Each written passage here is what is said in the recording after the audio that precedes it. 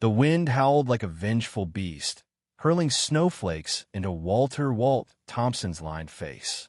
Each icy shard stung his eyes, a cruel jab at the dignity the 78-year-old veteran clung to. His arthritic hands, wrapped in thin gloves, gripped the garish yellow handle of a snow shovel. From his heavy-duty wheelchair, the task wasn't just hard, it was a sick joke. The snow, wet and heavy as cement, mocked him with every painful, futile scoop. Each clumsy thrust sent sharp, pain shooting through his shoulders and back, waking old war wounds from jungles and deserts he'd rather forget. Walt, a retired Army captain, had faced enemy fire without blinking, but this was humiliation, pure and raw. Put some effort into it, Thompson. The voice cut through the storm, sharp and smug, dripping with glee. Those hefty HOA dues don't pay for themselves.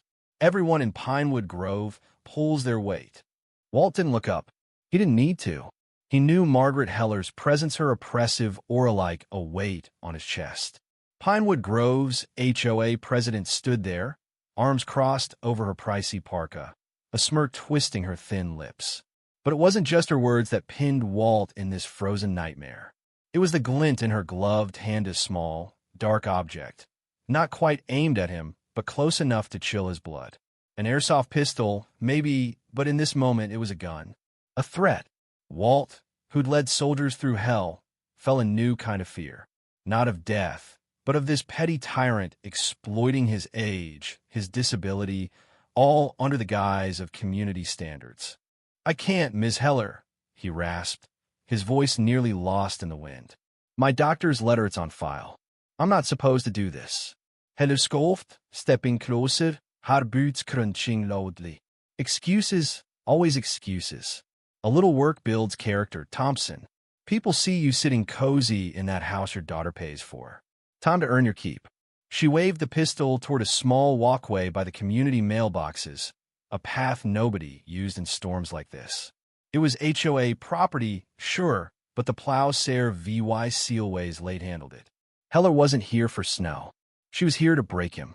Walt's heart sank as he heard a car slow on the snow-packed street. The familiar hum of his daughter's engine. Shame burned through him, followed by dread. Not for himself, but for Lisa. His Lisa Duff, capable, a special agent with Homeland Security. He didn't want her walking into this madness. Lisa Thompson pulled onto their quiet street, the snow turning Pinewood Grove into a deceptively pretty postcard. But the scene at their modest ranch house was no picture. It was malice in motion. Her father, slumped in his wheelchair, a shovel lying useless beside him, and Heller, looming over him, while VYing something dark and menacing. Lisa's training kicked in, show VYing aside the rage and fear. She parked her unmarked sedan abruptly, blocking Heller's escape, headlights slicing through the snow. Her hand hovered near her holstered Sig Sauer, but she held back. De-escalation first. Always. "Ms. Heller." Lisa's voice cracked like a whip, honed by years of federal SARE VYC. "What the hell is going on? Step away from my father. Now." Heller spun, startled, the object in her hand dipping. Walt looked up, relief and worry etching his face. Lisa shot him a subtle head shake. "Stay quiet, Dad." Heller recovered fast, her smirk returning. "Agent Thompson," she said, her tone mocking. "Just making sure your father does his part. He's been slacking on Pinewood standards." She gestured with the objective pistol, or a damn good fake. Lisa's eyes narrowed. Real or not, it was a weapon in this context. A tool of terror. "My father's a 78-year-old disabled veteran. Ms. Heller," Lisa said, her voice deadly calm. She stepped out of the car, hands VY Seibel, movement slow. "He can't shovel snow. You know that. It's documented. What's in your hand?" Heller glanced at the object, feigning surprise. "This? Just an airsoft toy. A little nudge to show him I'm serious." She wiggled it, a sick glint in her eyes. Lisa's anger turned cold and sharp. Toy or not, threatening a vulnerable man like Walt was assault. Felonious. Unforgivable. "Put it down," she ordered, her voice dropping pure steel. "Now." This wasn't new. Heller had been gunning for Walt since they moved to Pinewood Grove a year ago, when Walt's health tanked, forcing him to live with Lisa. It started with a share of VYC Flags Army, Stars and Stripes, POW/MI flown proudly on holidays. Heller slapped them with a violation notice, calling them controversial. Lisa fought it, exposing Heller's selective enforcement. Then came the DULA 1000 emergency HOA fee for a retaining wall Lisa proved didn't need fixing. Heller humiliated Walt publicly, sneering he belonged in a state-run facility. Last winter, when the HOA's useless plowshare VYC left Walt snowbound, missing a critical VA appointment, Lisa hired a private crew. Heller fined them for unauthorized work and improper snow piling. It was clear Heller wasn't enforcing rules. She was waging war. Now, Heller's bravado faltered under Lisa's glare. The airsoft pistol looked less like power and more like EVY Denke. It's just a toy, Heller whined. Don't be dramatic. Lisa stepped closer. A toy you use to terrorize a disabled man in a blizzard. Put it down. With Walt safe, Lisa's demeanor shifted. The protective daughter vanished. The federal agent took over. Ms. Heller, you've made some catastrophic mistakes. Brandishing anything resembling a firearm to threaten someone? That's assault. Forcing a disabled person to work under duress. Coercion. Endangerment. And targeting a federally protected veteran like my father? That's a federal issue. Severe penalties. Heller's face drained to a sickly white. Federally protected? She stammered. She'd known Lisa worked for Homeland Security, but thought it was some desk job. She'd miscalculated badly.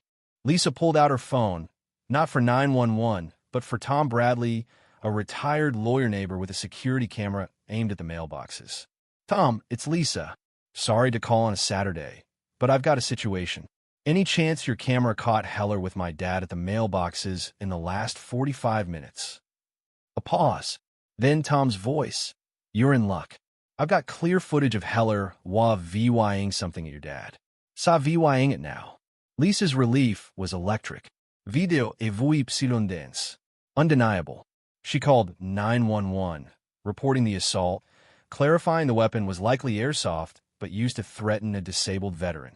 She gave their location and Heller's description, then faced Heller, now green with panic. We're waiting for the police. You're detained. Don't move. As they stood in the biting wind, Lisa bagged the airsoft pistol with a handkerchief, treating it like a real firearm. She photographed the scene to shovel, Heller's boot prints, the disturbed snow. 7 minutes later, Officers Carter and Hayes arrived, lights flashing. Lisa briefed them, flashing her credentials, detailing Heller's harassment campaign and the morning's assault. Officer Hayes, a grizzled vet, glared at Heller. Using a fake gun to scare an elderly vet in this weather? That's low, ma'am. Neighbors peeked out, drawn by the lights, whispering as Heller's empire crumbled. Heller made a desperate play. This is a misunderstanding. I'm the HOA president. Thompson's been dodging his duties. I was just encouraging him. Lisa cut in ice cold. Encouraging? You forced a disabled man into a life-threatening situation with a weapon. That's assault and reckless endangerment. She turned to Carter. Given my father's status as a protected veteran, there are federal implications. I'll report this to my agency and liaise with the VA and U.S. Attorney's Office. But locally, the charges are clear felony assault with a menacing weapon and reckless endangerment. Carter nodded. Ms. Heller, you're under arrest. Heller's face collapsed. Arrest? You can't. My husband knows the chief. Her protests faded to whimpers as Hayes cuffed her, reading her rights. The click of handcuffs in the snow was justice, sharp and final. Heller was led to the cruiser, sobbing. Neighbors emerged, some shocked, others quietly triumphant. Lisa checked on Walt, now by the fireplace, a blanket around him, tea in hand. His eyes held anger, relief, and pride. You've always handled bullies, Lisa, he said, voice shaky but strong. Never back down. She knelt, taking his hand. No one messes with you, Dad. Not on my watch. The fallout was swift. Pinewood Grove's HOA imploded. News of Heller's arrest for threatening a disabled vet spread like wildfire. Veterans groups rallied for Walt, condemning Heller. Tom's footage, crystal clear, showed Heller's aggression, sealing her fate. Lisa filed a federal report, ensuring Heller's actions were noted, though local charges led the charge.